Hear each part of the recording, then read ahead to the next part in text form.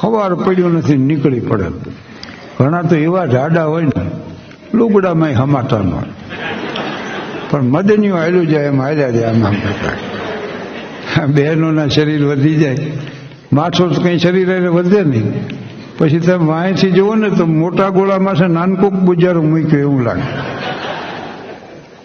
અમારે એક બહેનનું એવું જાડું શરીર ને ઉનાળાનો ધોમ ધકેલો એ નીકળ્યા કેમ તો ઓલા બાલ મંદિરના બાળકો વાંય મીંડ્યા હાલવા. એ બેન ખીજી ગયા કે કેમ મારી પાછળ આવો? બાળકો કે તમારા છાયામાં હાલ્યા આવી જાય.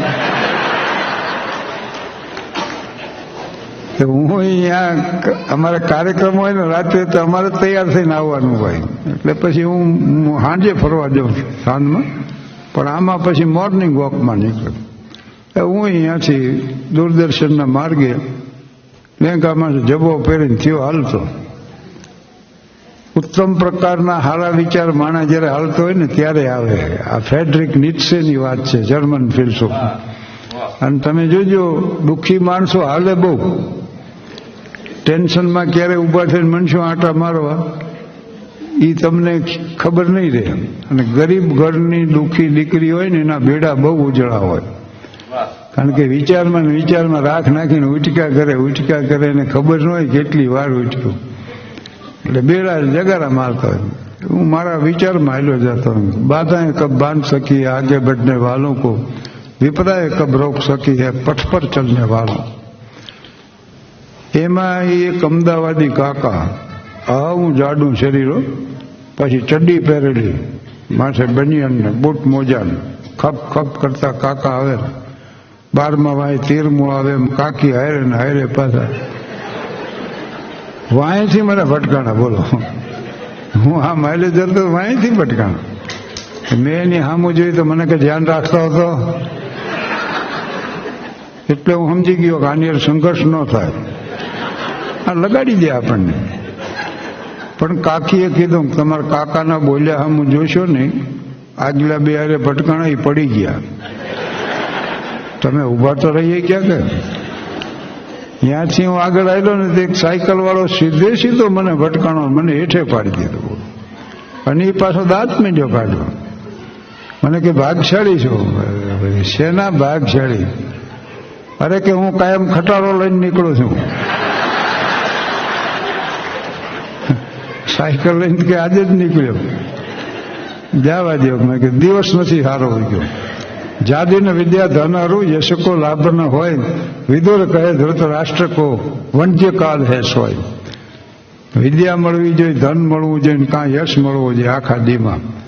એવું કાંઈ ન મળે તો દિવસ નકામું વ્યર્થ છે. આ વિદુરની વાત છે. એટલે ભેગા કહી દઉં. મને એમ થયું કે આખી સ્કૂલ નવી બની છે તો ફર્નિચર શું જનનું રાખીને કરવું, ટેબલ ને ખુરશી ને દીકરીઓ માટે બેન્ચ ડેસ્ક ને એવું લઈએ. 8મા ધોરણની નાની છોકરીઓ, એનો વારો આવ્યો ને 2 ક્લાસ, તો ભંડોળ ખૂટી ગયું. એટલે હું જ્યાં નીકળું ને ત્યાં દેકારો કરી મૂકે, બધાને બેન્ચ નવીન, અમારે કેમ નથી. મેં કીધું આવી જાય છે, તમને આવશે. રાજકોટ ગયો હું ખાદી ગ્રામોદ્યોગમાં, કે 40 બેન્ચનું ખર્ચ કેટલું થાય એ જમાનાની, અને કે 52,000 થાય. એમાં કાલે અમારે દુબઈ પ્રોગ્રામ છે ને, સોનલબેન રાવલ હળવદના દીકરી, એનો મને ફોન આવ્યો. હું મારી ઓફિસમાં બેઠો હતો, દુબઈ કાર્યક્રમ રાખવાનો.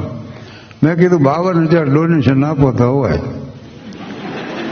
મને એમ કે આટલા પૈસા કોણ આપે? ભાઈ એને તરત સ્વીકાર લીધો, આપશું જાઓ. હયાત રીજન્સીમાં અમારો કાર્યક્રમ થયો. હયાત રીજન્સી તેથી લક્ઝરિયસ હોટલ ગણાતી, બુર્જલ અરબ નહોતી. અને 1.5 લાખ રૂપિયાનું ક્રિસ્ટલ હોલનું ભાડું હતું એક નાઇટનું.